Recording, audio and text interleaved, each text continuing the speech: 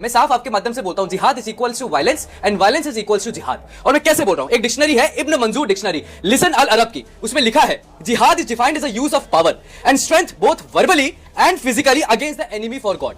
क्यों हिला डाला ना। सूरत 8, सूरत 9 आयत 5, सूरत 9 आयत 29, सूरत 9 आयत 88, सूरत 9 आयत 112, सूरत 9 आयत 13। हदीस तो ये मानते हैं ना, जो प्रॉफिट मोहम्मद एक्सपीडिशन के समय पे इंस्ट्रक्शन दे रहे थे। तीन चीजें कही है चित्रा जी उन्होंने, कहा है पहले तो या तो कन्वर्ट करा दो, नहीं होते तो जजिया ले लो, और नहीं मानते जजिया में तो जिहाद करो। जिहाद क्या, उनको मारो। अब अरे बाप रे, ये तो धोती खोल रहा है।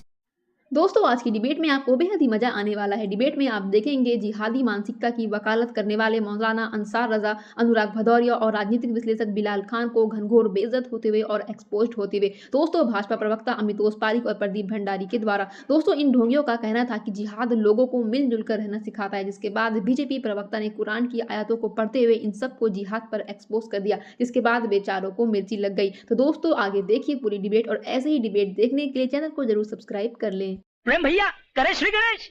Yes start. पारिक जी, मैं आपके पास आते हुए बिलाल खान जी, उसके बाद आपके पास आऊंगी। अमितोष पारिक जी, ये बात सच है ना कि जैसे ही जिहाद, मुसलमान, इस तरह के शब्द आते हैं, उसके बाद आप लोग कुछ ज्यादा ही उत्साह के साथ आगे बढ़ाते हैं अपनी बातें कहने के लिए। वो कह रहे हैं पवित्र शब्द है, आप लोग इस शब्द का अर्थ नहीं समझते हैं। अभी मजा आएगा ना भिड़ो। देखिए, सबसे पहले तो एक स्पष्ट, मैं किसी रिलीजन को यहाँ डिसरिस्पेक्ट करने नहीं बैठा, लेकिन मजबूरी ये हो चुकी है कि रोज ये अपने रिलीजन को डिसरिस्पेक्ट करा रहे हैं। अगर ये इतना ही पवित्र और पाक शब्द होता तो बोको हरम की एक यूनिट है, और उस यूनिट का नाम है जमात अहल अनसुन्ना लिदिवाती अल जिहाद, और उन्हें क्या करा था 26 अगस्त 2011 को conducted the first attack on UN headquarters in Abuja. साथ में उसी यूनिट ने 26 लड़कियों को किडनैप करा था, बलात्कार भी करे गए थे, बोको हराम के केस थे। तो ये तो तय हो गया कि कोई वो पाक शब्द है नहीं। अब सही पकड़े हैं। बात ही दूसरी बात, यहां पर अगर किसी शब्द को बनाने के लिए इतनी इंटरप्रिटेशन निकल रहे हैं तो मतलब उसमें कोई ना कोई दिक्कत है, और दिक्कत है। मैं साफ आपके माध्यम से बोलता हूं, जिहाद is equals to violence and violence is equals to जिहाद। और मैं कैसे बोल रहा हूं, एक डिक्शनरी है इब्न मंजूर डिक्शनरी, लिसन अल अरब की, उसमें लिखा है जिहाद is defined as a use of power and strength both verbally and physically against the enemy for God. अल सियासा अल सरिया फिर इस्लाह अल रिहाई वल रिया। इसका मतलब है कॉमनली फाइटिंग फॉर जिहाद stuck between two consequences, victory and trough and martyrdom. अब बात ही जिहाद, कुरान के अंदर में आउट ऑफ 6236 वर्सेस जिहाद को 41 बार मेंशन करा है। और जिहाद क्या है, सूरत 8 आयत 39, फाइटिंग अगेंस्ट द ऑपरेसर्स, सूरत 8, सूरत 9 आयत 5, सूरत 9 आयत 29, सूरत 9 आयत 88, सूरत 9 आयत 112, सूरत 9 आयत 13। हदीस तो ये मानते हैं ना, जो प्रॉफिट मोहम्मद एक्सपीडिशन के समय पे इंस्ट्रक्शन दे रहे थे। तीन चीजें कही है चित्रा जी उन्होंने, कहा है पहले तो या तो कन्वर्ट करा दो, नहीं होते तो जजिया ले लो, और नहीं मानते जजिया में तो जिहाद करो। जिहाद क्या, उनको मारो। अब अरे बाप रे, ये तो धोती खोल रहा है। बातें सूरत 2 अल बकरा वर्स 191 जिहाद की बात करता है, सूरत 3 अल इमरान वर्स 151 जिहाद की बात करता है, सूरत 8 अल फिनल जिहाद की बात करता है, सूरत 9 अल तबियत जिहाद की बात करता है। तो ये तो तय हो गया कि जो शब्द भारत के संविधान में नहीं है वो जिहाद की बात कर रहा है। अब आप यहाँ पे दरुल हरब से दरुल इस्लाम बनाना चाहते हैं तो आप जिहाद ही तो करेंगे। और कहा क्या दिक्कत हो रही है, अब मुझे बताइए चित्रा जी। सुप्रीम कोर्ट ने कहा तलाकुल बिद्दत सही है, कोर्ट का जो सुप्रीम कोर्ट का जजमेंट था गलत है, तो आपने कहा कि हमारे साथ जुर्म हो रहा है, बांग्लादेशी रोहिंग्या को आप बाहर निकालो, मुसलमान के साथ जुर्म हो रहा है, सीएनआरसी सही है, मुसलमानों के साथ जुर्म हो रहा है, तो इनके साथ जुर्म कहां नहीं हो रहा भाई। चाइना में तो इनके जिहाद नहीं निकल रहे, लेकिन सेक्युलर देश में, भारत में हमारे मंदिर इनको पसंद नहीं था, इन्हें मंदिर तोड़े, हमारी पूजा करना इनको पसंद नहीं था, इन्हें पूजा के लिए हमारी जिहाद ही तो है। जोली में कोर्ट के ऑर्डर के बाद नमाज पढ़ने जाते हैं, जिहाद है। झूठ कॉर्पोरेट में मस्जिद बनाते हैं, जिहाद है। पूरे देश में लोकप्रिय किसी व्यक्ति की ओर से कराया गया है ये भगवा झंडा, तो वो नरेंद्र मोदी है।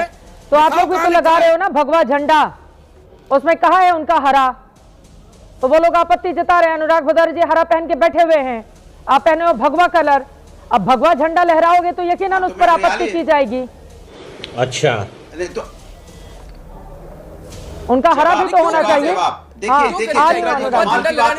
इस देश के अंदर में भगवा क्या समर्पण का बलिदान नहीं है, क्या त्याग का बलिदान नहीं है? क्या ये हम भूल जाएंगे कि भारत के संविधान में जब हमारे राष्ट्रीय ध्वज को एक्सेप्ट करा जा रहा था तो पहले कमेटी ने भगवा कलर को लिया था।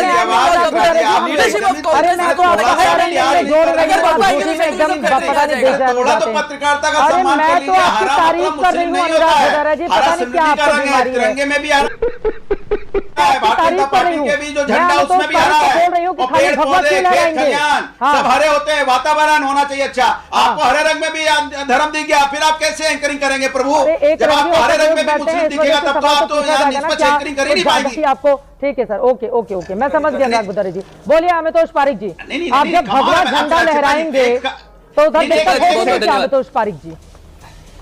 1971 में जब बांग्लादेश आजाद हुआ था, भारत के सहयोग से 6 महीने के अंदर में बांग्लादेश 6 साल के अंदर में बांग्लादेश का सेक्युलरिज्म खत्म कर दिया गया, इस्लाम एज ए रिलीजन एक्सेप्ट कर लिया गया था। वहां पे क्या हालत हो रही थी हिंदुओं का हमें देखने को मिल रहा है। अफगानिस्तान, पाकिस्तान, क्या हालत हो रही है हिंदू की हमें देखने को मिल रही है। भारत एक ऐसा राष्ट्र है, अगर सेक्युलरिज्म इसलिए है क्योंकि भारत में हिंदू है, और मंदिरों में अगर भगवा लहराएंगे तो जिनको मदरसों में तिरंगे लहराने में दिक्कत आती थी वो बताएंगे हमारे को भगवान का भगवा लहराना चाहिए नहीं। भगवा त्याग का प्रतीक है, समर्पण का प्रतीक है। और पहली कॉन्स्टिट्यूशन जब कमेटी बनी थी भारत के लिए, जब झंडा को तिरंगे को एक्सेप्ट करा जा रहा था, कांग्रेस के शीर्ष नेतृत्व ने भगवा रंग को खारिज करके और यही एक्सेप्ट नहीं कराते तो यूनियन जैक के नीचे आना चाहते थे।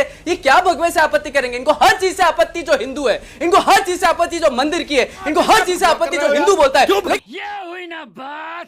लेकिन इनका समर्थन है जिहाद के लिए, इनका समर्थन है माइनॉरिटी अपीसमेंट के लिए, इनका समर्थन है मदरसे के लिए, इनका समर्थन है आतंकवाद के लिए। तो कौन सा सेक्युलरिज्म? ठीक है, बिलाल खान जी अब बोलेंगे, बहुत देर से नहीं बोले हैं। बिलाल खान जी, बिलाल खान जी, ये क्या जरूरत है जिहाद का इतना महिमा मंडन करने की?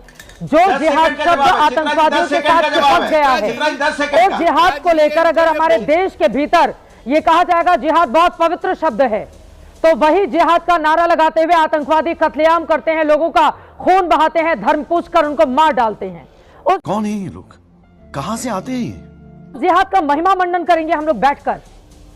बिलाल खान जी, देखिए, जिहाद का मतलब इन लोगों ने बदल दिया है। अभी एक वीएचपी के प्रवक्ता कह रहे थे कि मदरसों पे झंडा नहीं फहराते, तो अपने गिरवान में जाके देखिए, 52 साल तक आरएसएस के हेडक्वार्टर पे देश का झंडा नहीं फहरने दिया। आप सिखाएंगे हमें जिहाद क्या होता है? हमें पता है जिहाद क्या होता है। जिहाद होता है मोहब्बत, आपस में मोहब्बत करना, एक दूसरे को जोड़ के चलना, लेकिन वो नहीं बताएंगे आप। क्या मैं आपसे पूछ सकता हूँ कि नाथूराम गोडसे ने कौन सा जिहाद किया था भाई? आप जवाब दीजिए। आप बहुत बड़ी बड़ी बातें करते हैं। आसाराम कौन सा जिहाद कर रहा था? बाबा राम रहीम कौन सा जिहाद कर रहा था? मणिपुर में कौन किसके साथ जिहाद कर रहा है? ये सब परिभाषा आप लोग निकालते हैं। इस देश की परिभाषा जो है जिहाद का मतलब है आपस में जोड़ना, साथ रहना, बेरोजगारी से लड़ना, देश के अंदर साथ लेके चलना, चाहे कोई भी मजहब से ताल्लुक रखने वाला हो। नफरत नहीं सिखाता जिहाद।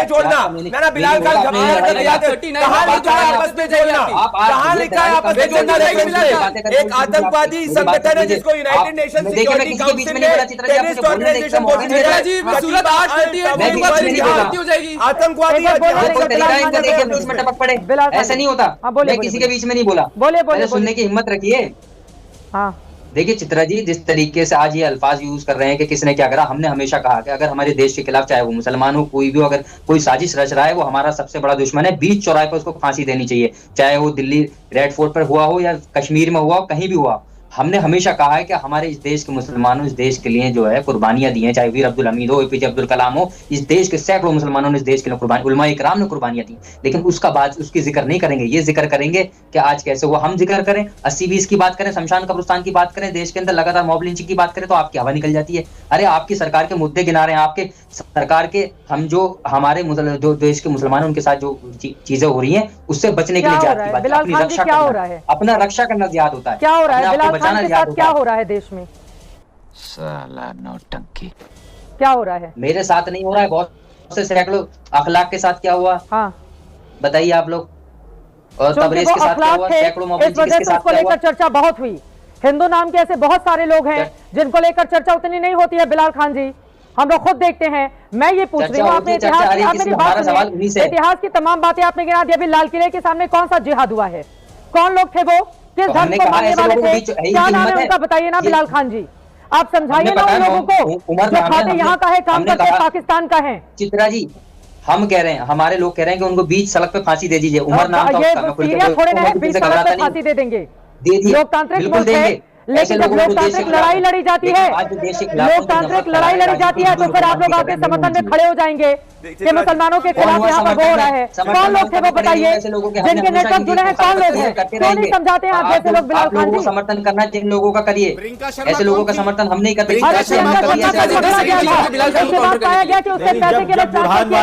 जानकारी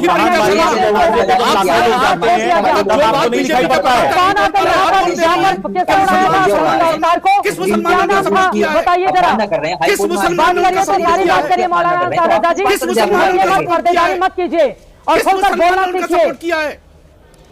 किस मुसलमान बच्चे जिहाद के नाम पर आकर लोगों को उड़ा देते हैं ना, वो भी किसी के माँ बाप पर सोचिए।